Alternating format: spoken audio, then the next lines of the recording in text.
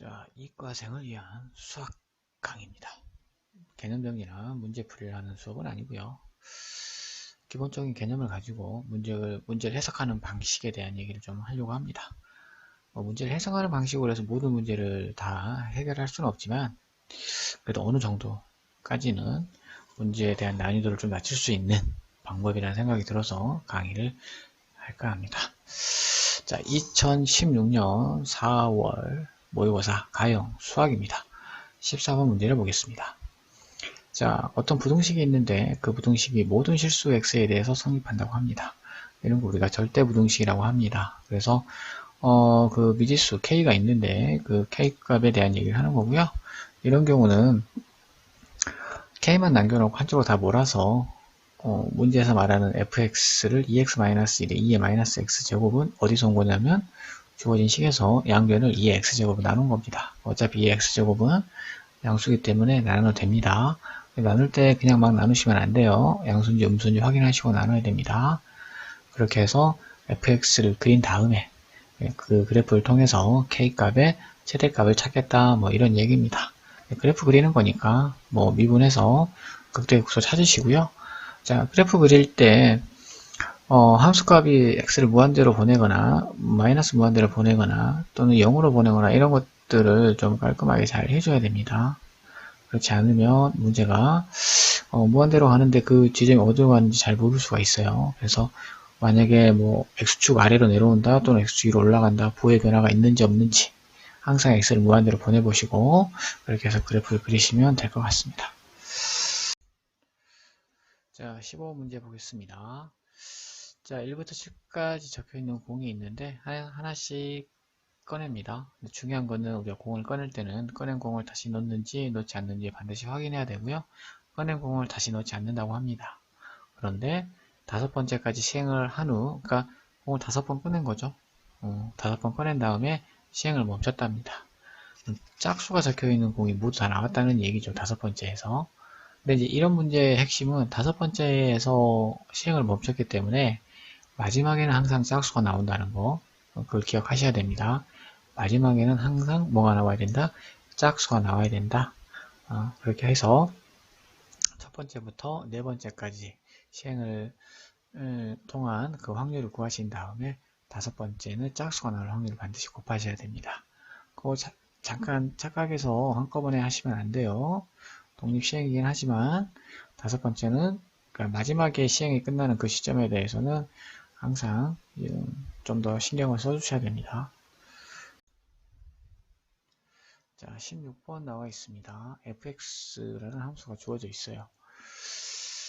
자, fx는 뭐 우리가 보통 말하는 x에다가 2의 마이너스 지수 함수를 곱해져 있는 그런 꼴의 함수가 되겠습니다.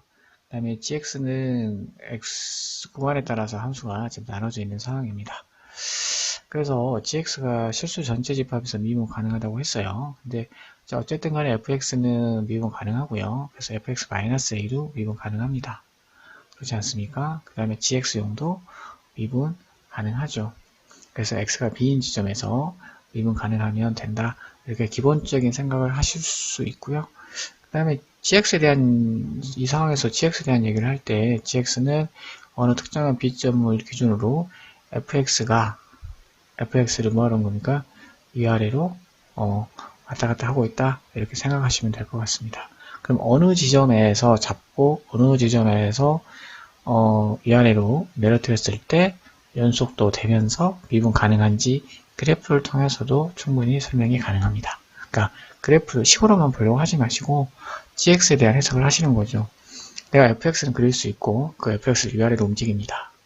어느 지점에서 그럼 어느 지점에서 어디에서 자르면 잘 잘라서 미분해서 0이 되고 오른쪽 함수가 미분해서 0이니까 그렇죠? 왼쪽 함수도 미분해서 0이 되는 거 아닙니까? 그럼 극대 아니면 극소겠지.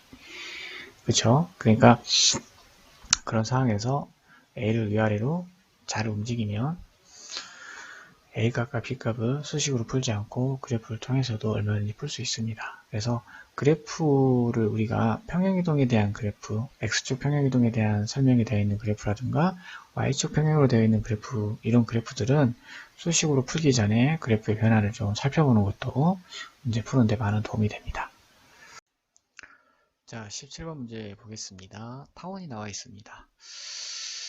자, 그런데 M이 PF'의 중점이랍니다. 자, 초점도 그렇고요. 아니, 타원도 그렇고요. 쌍곡선도 그렇고 중점이 나오면 반드시 원점을 생각하셔야 돼요. 왜냐면 원점, 우리가 타원을 안에 삼각형이 그려지지 않습니까? 거기에 중점에 대한 얘기를 할 때는 항상 원점을 생각하시는 게 좋아요. 왜냐하면 OF'와 OF의 중점이지 않습니까? 그러면 삼각형 안에 그 내부에 OM이 중점이면 중선 정리를 정리할 수가 있죠. 1대1은 1대1이고 중점은 중점이고 뭐 이런 관계 아닙니까? 그러면 MO의 길이가 PF의 길이가 되고 수직 관계가 되고 뭐 이런 것들을 우리가 순식간에 다 할 수 있는 거죠. 그렇죠? 그래서 17번 문제는 뭐 기본적으로 뭐 AB와 초점 관계는 당연히 알아야 되지만 그것보다도 중점이 나왔을 때 어떻게 해석할 거냐 이런 얘기예요. 중점이 나왔을 때 원점이죠. 이 그림에서 원점에서 중점까지 선을 이렇게 연결해서 문제를 푸는 게, 그래서 삼각형 안에 1대1의 닮은 관계, 1대2의 닮은 관계를 확인해서 문제를 푸시면 뭐 금방 풀 수 있습니다. 그래서 중점 나왔을 때 어떻게 처리할 건지 이런 거 좀 잘 챙겨 놓으시기 바랍니다. 자, 18번 문제 보겠습니다. 자, LNX가 있는데 거기에 두 점 PQ가 있답니다. 그러면 각각의 점에서의 접선을 찾아서 X축과 만나는 점을 X좌표, 각각의 X좌표를 RT, XT라고 한답니다. 그럴 때 새로운 함수 RT에서 ST를 뺀 함수를 FT라고 하겠답니다. 그럴 때 FT의 극소값을 찾으랍니다. 뭐 극소값이라는 거는 결국 미분에서 0이 되는 값 찾는 거니까 미분하시면 될 것 같고, RT와 ST만 문제에서 말한 대로 접선을 찾은 다음에 X축과 만나는 점이니까 X절편 찾아서 해결하시면, 문제에서 말한 대로 순서대로만 하시면 뭐 이런 4점짜리는 쉽게 해결할 수 있을 거라고 생각이 됩니다. 특별한 거 없습니다. 자, 19번 문제 보겠습니다. 자, 입체도형의 부피 문제는 19번 같은 문제가 가장 정형화되어 있는 문제죠. X축의 수직으로 단면을 잘랐을 때 그 단면적이 뭐 직각삼각형이거나 또는 정삼각형이거나 또는 정사각형이거나, 그렇죠? 이런 상황일 때 그 단면적을 어떤 구간에 대해서 정적분을 하시면 그 단면적을 따라서 변화되는 그 부피의 그 입체도형의 뭐 부피를 구할 수 있다. 뭐 이런 내용입니다. 가장 기본이 되는 내용들이니까 계산 실수하지 마시고 특별한 개념이 필요한 거 그냥 교과서에서 나와 있는 그런 개념만 가지고 문제를 푸시면 되겠습니다. 여기서 조금 더 나가면 회전까지 나가면 되는데 회전이 그 교육과정이 아니라서 여러분들이 이 입체도형의 부피까지만 잘 이해하시면 될 것 같습니다. 자, 20번 문제 보겠습니다. 주머니에 1부터 10까지 자연수가 적혀있는 공이 10개가 있는데 5개를 꺼낸답니다. 공을 5개 꺼내니까 10시 5죠 뭐, 그쵸? 10개 중에 5개 그냥 꺼내기만 하는데, 그 중에 사건 A가 뭐냐면 자연수들이 연속될 수가 있는데 그 최대 개수가 3개일 때를 사건 A라고 한답니다. 사건 A가 일어날 확률을 구하시오, 이런 문제고요. 이 문제는 너무 복잡하게 생각하지 마시고요. 10개 중에서 5개 꺼내는 거니까 전체 경우의 수를 우리가 쉽게 구할 수 있지 않습니까? 그러면 우리가 사건 A가 일어나는 경우의 수도 충분히 구할 수 있죠. 사건 A가 3개가 숫자가 같아야 된다니까, 그러니까 같는 게 아니라 나란해야 되니까, 그 나란한 경우는 뻔하지 않습니까? 1, 2, 3이거나 2, 3, 4이거나 3, 4, 5이거나 4, 5, 6이거나 이럴 때에 대해서 나머지 2개만 더 들어오면 되는 거 아닙니까? 1, 2, 3 들어오고 나머지 뭐 들어오면 안 됩니까? 4 들어오면 안 되죠. 그쵸?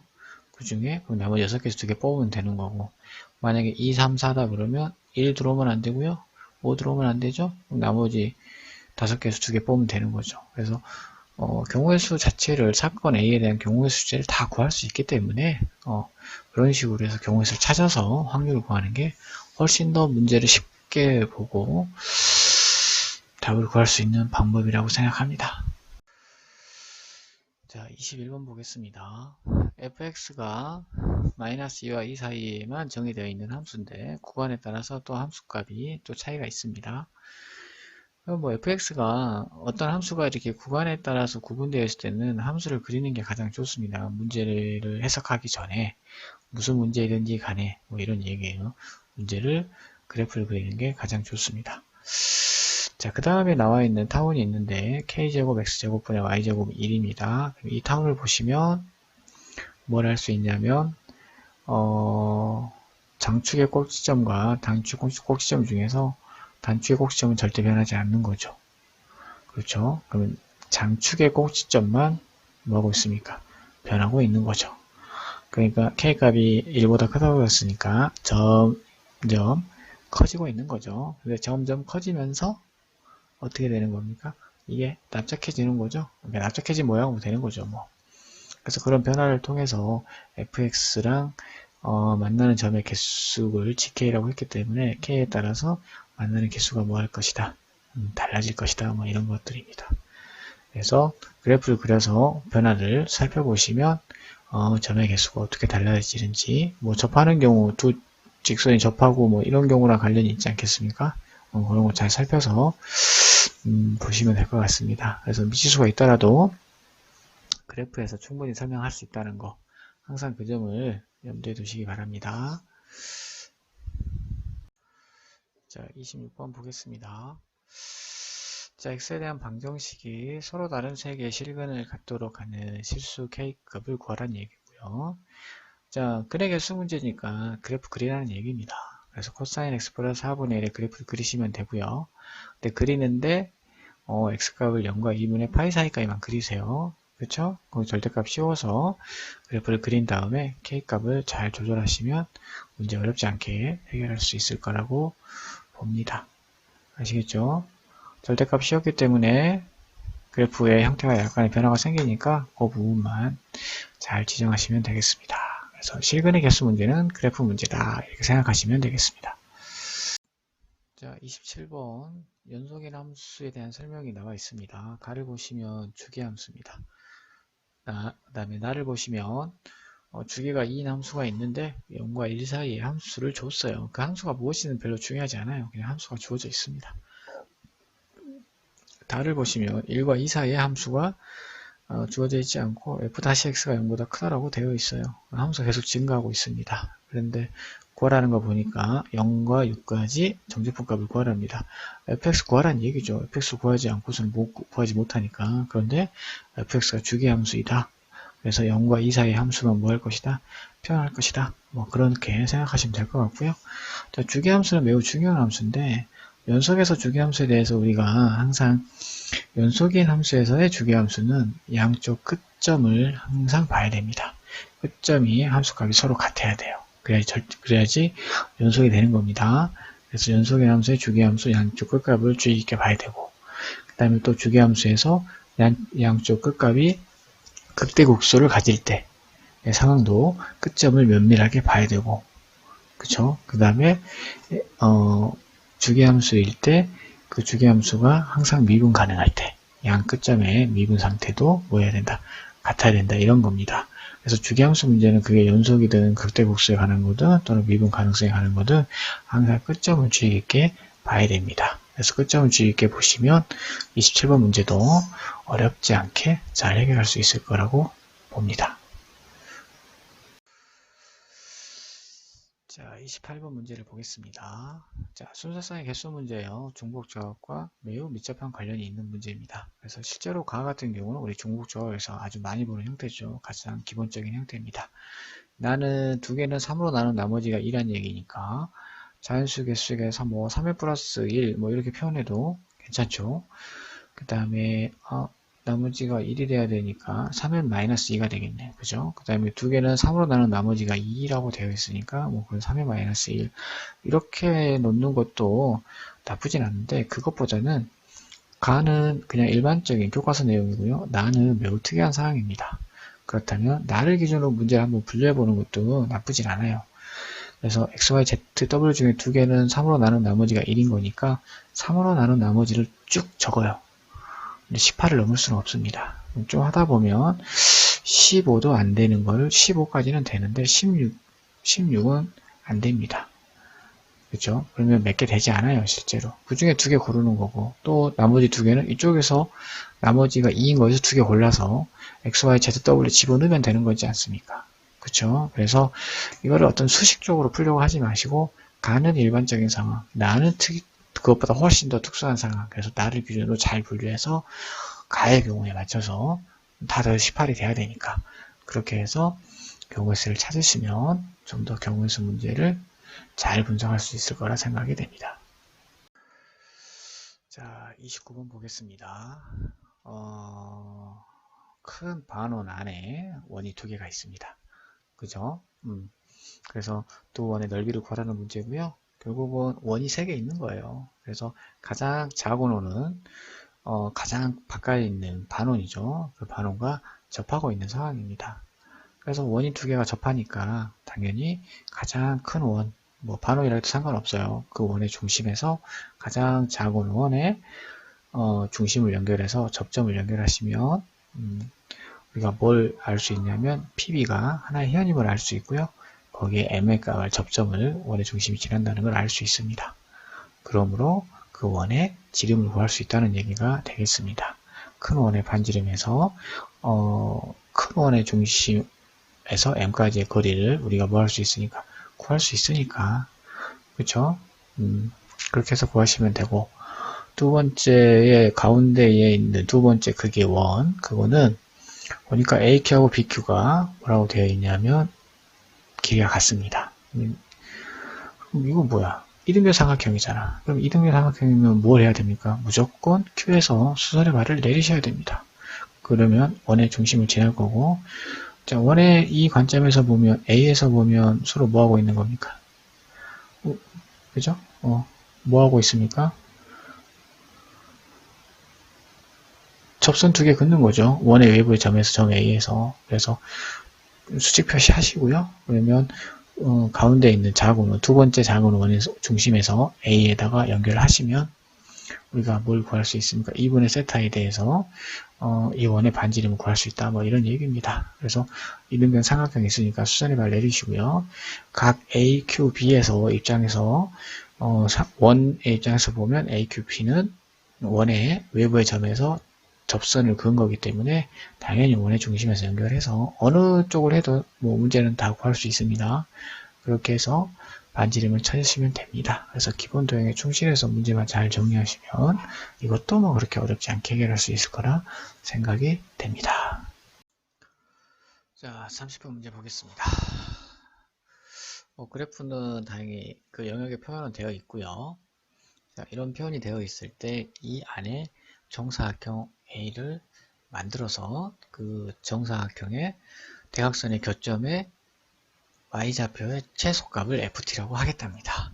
그런 값을 얘기하고 있는 것 같아요.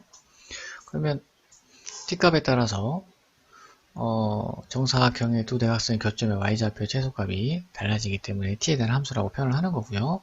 그걸 구해서 미분한 다음에 값을 집어넣으라는 얘기예요. 근데 이게 뭐 그냥 딱 봤을 때 눈에 보이면 그냥 그렇게 하시면 되고요. 눈에 보이지 않았을 때는 일단 정사각형을 그리는데 당연히 제일 작은 것부터 그려야죠. 그러면 0보다 살짝 큰 것부터 그리는 거 아닙니까? 그러면 0보다 살짝 큰 정사각형은 정말 많이 여기저기 많이 그릴 수 있습니다. 네, 여기저기 많이 그릴 수 있는데 어디? 그쵸? 어디다 그릴 때 교점의 y좌표가 최소가 되겠냐 뭐 그런 얘기 아니겠습니까? 그래서 그래프 모양을 봤을 때 이 V 형태로 꺾여져 있는 그때 그 t값일 때 그죠? 그때 그 t값일 때에 뭘 구할 수 있습니까? 그 대각선의 교점의 y좌표가 최소임을 알 수 있다 뭐 그런 얘기입니다. 그러니까 그래서 t값이 점점 커지면서 정사각형의 그 밑변 맨 밑에 있는 그러니까 가로의 길이 그 길이가 점점 오다가 1이 되는 순간 자 1에 걸쳐져 있는 순간 그 다음부터는 또 변화가 생기는 거죠. t값이 그래프가 달라진다는 거죠. 그러니까 어디에서 달라지는지 대입을 해보면서 판단을 하는 겁니다.